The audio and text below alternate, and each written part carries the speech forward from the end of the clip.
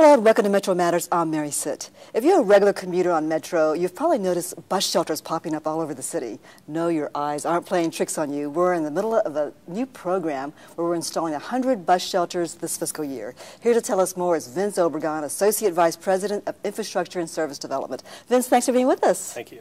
Vince, tell us about this initiative of installing 100 bus shelters all over the city.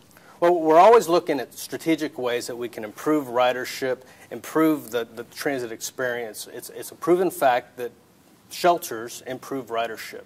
So taking that, we're looking at 100 shelters this year, and this being an annual program, investing in our key backbone system.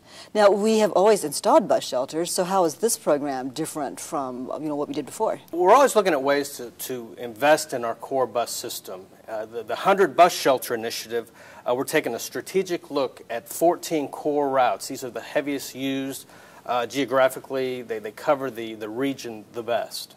Now, who builds these shelters? The shelters are contracted out. We go out for a competitive bid process, and those go out to the competitive market. Now, are these shelters built off-site and then transported over to the actual site and popped into place? For the most part, the shelter itself, about 90% of that is constructed off-site.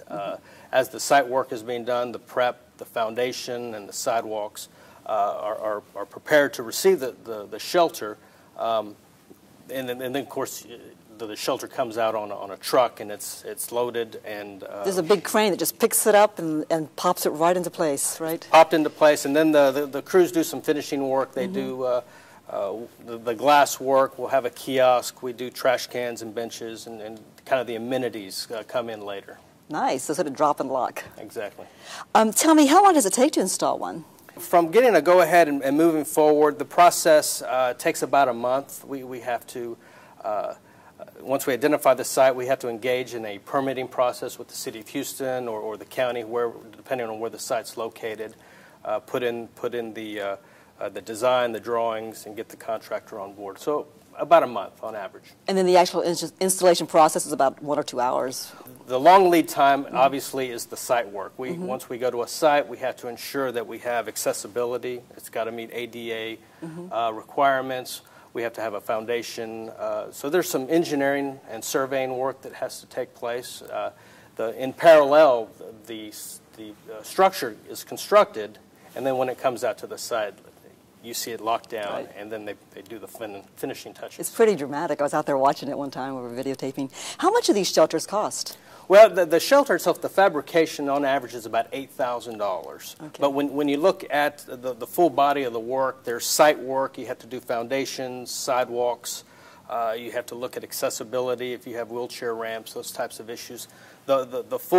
The full body of work of a shelter is about $15,000, $16,000. Okay, so who's paying for this, and how is Metro paying for all this? This year we budgeted, as part of the CIP process, $2 million. What is CIP? This is the Capital Improvement Program. So every year we've got $2 million dedicated to this program, of which 90% of this is coming from the federal government.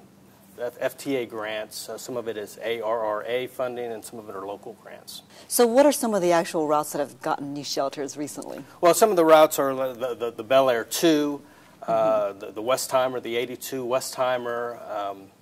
We have the Richmond, Post Oak.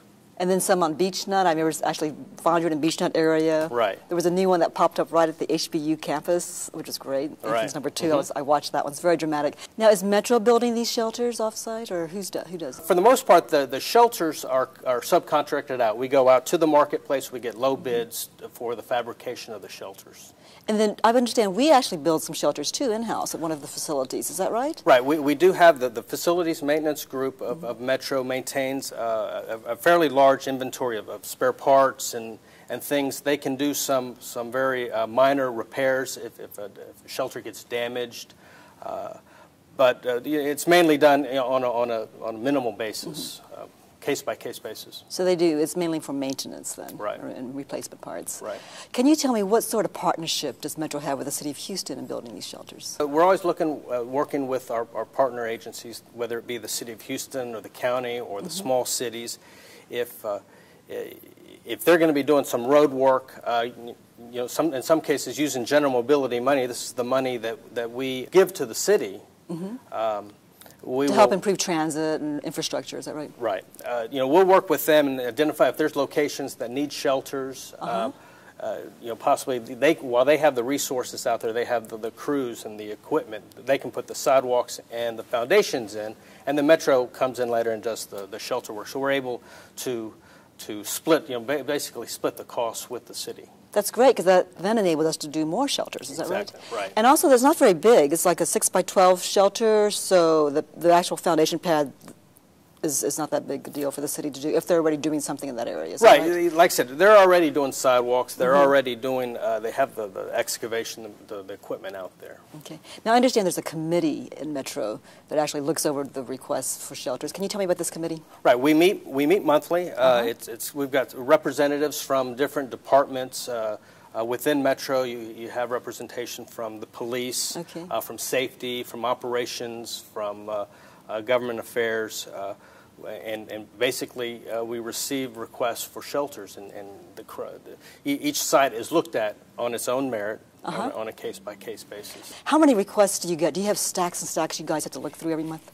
Well, I think on average, maybe half a dozen to a dozen requests come in. And you look at each one very seriously and carefully, right? Absolutely. I mean, every request that comes in, be it in an email or phone call, eventually gets funneled to the committee, and we will look at it. We need to take a break right now, but stay with us and find out if there's anything you can do to get a bus shelter at your favorite stop. We'll be right back.